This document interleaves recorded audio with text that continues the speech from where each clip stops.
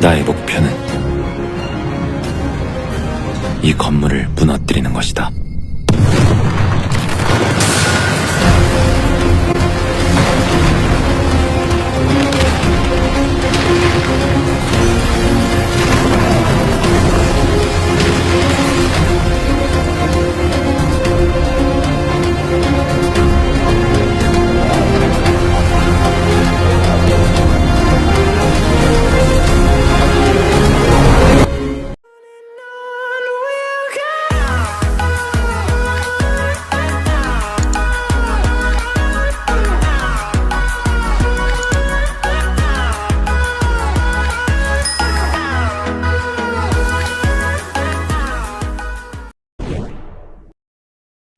Apakah benar bisnis adalah perang? Gimana ya? Kita ulas bareng-bareng yuk. Kata yang umum di telinga kita seperti bisnis adalah perang, itu ada kebenarannya juga loh. Jadi begini, perusahaan atau brand tertentu itu terlibat atas persaingan atau perseteruan yang sengit untuk mengunggulkan produk-produknya. Persaingan bisnis menjadi salah satu resiko besar yang harus dihadapi oleh pelaku bisnis. Bagaimana tidak, minat untuk menjalankan bisnis saat ini sangat besar dan banyak. Tentu hal itu tidak dapat dipungkiri dan tidak dapat dicegah karena kreativitas, inovasi yang terus berkembang. Namun, pada perusahaan atau brand tertentu juga tidak sedikit yang menjalankan persaingan tidak jujur dan melawan hukum. Walau pada Undang-Undang Nomor 5 Tahun 1999 adanya larangan praktek monopoli dan persaingan usaha tidak sehat, akan tetapi persaingan tidak sehat atau tidak jujur, bahkan adanya praktek monopoli yang melawan hukum, menganggap hal ini adalah wajar di dunia bisnis. Nah loh, untuk lebih jelasnya simak video berikut ini ya. Che cazzo di consigliere lavora il giorno del funerale del suo capo?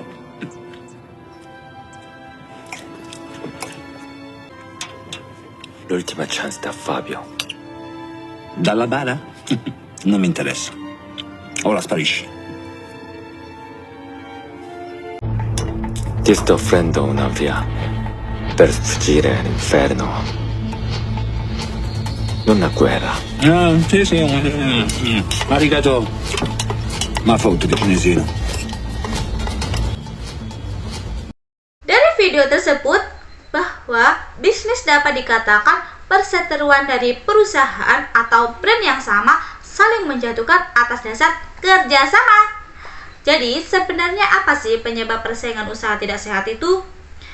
Faktor yang menyebabkan persaingan usaha tidak sehat bisa terjadi karena adanya sesuatu keadaan yang ingin memanfaatkan dan ingin menguntungkan. Maka cara mengatasinya dengan cara 1. Mengenali kompetitor.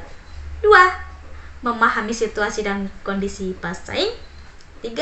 Menunjukkan keunikan produk. Yang keempat, menganalisis peluang usaha dan menentukan target pasar. Yang kelima, mengamati dan mengembangkan peluang kolaborasi. Yang keenam, tetap berinovasi. Nah, pada dasarnya persaingan pasti ada perjanjian, bukan? Nah, perjanjian adalah kesepakatan atau kontrak yang memberikan hubungan hukum mengenai sahnya yang telah disepakati, dan perjanjian itu sendiri ada perjanjian yang dilarang loh teman-teman. Jadi, perjanjian yang dilarang bagi pelaku usaha sehubungan dengan praktek monopoli dan persaingan usaha tidak sehat diatur dalam ketentuan Undang-Undang Nomor 5 Tahun 1999 Pasal 4 sampai dengan Pasal 6 tentang larangan praktek monopoli dan persaingan usaha tidak sehat. Perjanjian yang dilarang pasti ada bentuk persaingan yang dilarang pula. 1. Oligopoli. Oligopoli terdapat dari dua kata, oligo dan poli. Oligo memiliki arti beberapa dan poli memiliki arti produsen. Jadi, oligopoli adalah pasar di mana menjual beberapa barang saja yang dihasilkan oleh perusahaan. Untuk contohnya, pasar motor di Indonesia dikuasai oleh 3 brand besar, yaitu Honda, Suzuki, dan Yamaha. Dan yang kedua, penetapan harga adalah proses menentukan seberapa besar pendapatan yang akan diperoleh oleh perusahaan dari hasil produksi.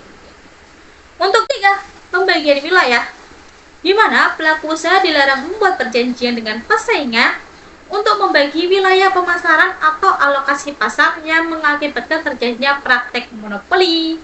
Yang keempat, pemboikotan. Nah, pemboikotan ini adalah kegiatan yang menghalangi pesaing untuk melakukan usaha yang sama loh teman-teman, atau membatasi pelaku usaha lain dalam menjual atau membeli barang dari pasar tersebut karena diduga merugikan. Nah, contohnya aksi boikot produk Perancis yang besar-besaran di Indonesia pada tahun 2020 kemarin dengan produk kebutuhan sehari-hari yang sering digunakan seperti minuman kemasan hingga kosmetik. Walau adanya pemboikotan harus dilakukan dengan koridor yang tepat dan tidak merugikan masyarakat. Yang kelima adalah kartel. Kartel adalah perjanjian untuk mempengaruhi harga dengan mengatur produksi atau pengemasan yang mengakibatkan terjadinya praktek monopoli. Yang keenam adalah trust. Trust adalah perjanjian yang dilakukan oleh pesaing untuk melakukan kerjasama dengan membentuk gabungan-gabungan perusahaan agar tetap menjaga dan mempertahankan kelangsungan hidup masing-masing perusahaan untuk mengontrol pasar. Yang ketujuh adalah oligopoli. Oligopoli adalah perjanjian secara bersama-sama menguasai pembeli yang mengendalikan harga. Dengan contoh, pasar tembakau di Jawa seperti Kabupaten Temanggung, Wonosobo, Kendal, dan Bojonegoro, sebagai pihak petani kecil berperan sebagai penjual, sedangkan sebagai pembeli adalah pabrik rokok tersebut. Dan yang kedelapan adalah integrasi vertikal. Perjanjian untuk menguasai produk atau pengelolaan proses lanjutan, atau bisa dikatakan berintegrasi dengan perusahaan di atasnya. Dengan contoh, pengolah minyak dan pemilik bahan baku. Yang kesembilan adalah perjanjian tertutup. Pesaing membuat persyaratan bahwa pihak yang menerima barang atau jasa akan memasok atau tidak membeli dan harus bersedia membeli barang jasa dari pesaing pemasok tersebut. Yang ke-10 adalah perjanjian dari pihak luar negeri. Sebagai contoh, Bapak Jokowi membuka trik negara asing di G20 untuk menjebak negara Indonesia melalui perjanjian ekspor. Maka simak video berikut.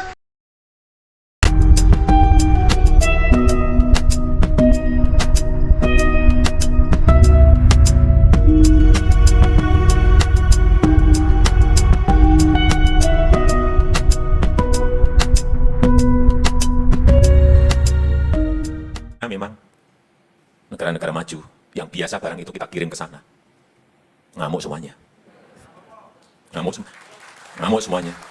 Nikel kita sudah dibawa ke WTO, udah nggak apa-apa, ya kita hadapi.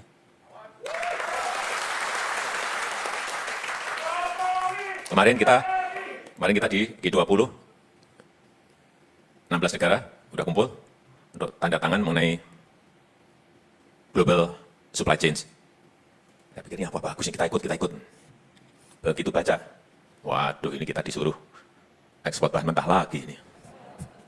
Begitu mau masuk ke ruangan, kita nggak ikut. Semuanya bukan nggak jadi, yang namanya ini.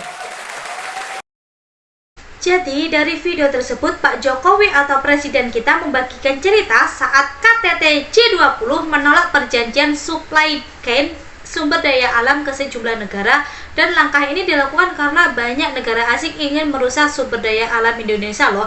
Alhasil sikap Pak Jokowi ini membuat seluruh negara di G20 batal menandatangani perjanjian tersebut. Nah, kegiatan yang sudah dilarang diatur dalam Undang-Undang Nomor 5 Tahun 1999 Pasal 17 sampai 24 tentang larangan praktik monopoli dan persaingan usaha tidak sehat. Maka ada kegiatan yang dilarang, yaitu ada 4. Yang pertama, monopoli. Monopoli adalah bentuk kegiatan yang menguasai pasar di mana mengendalikan hanya satu penguasa saja.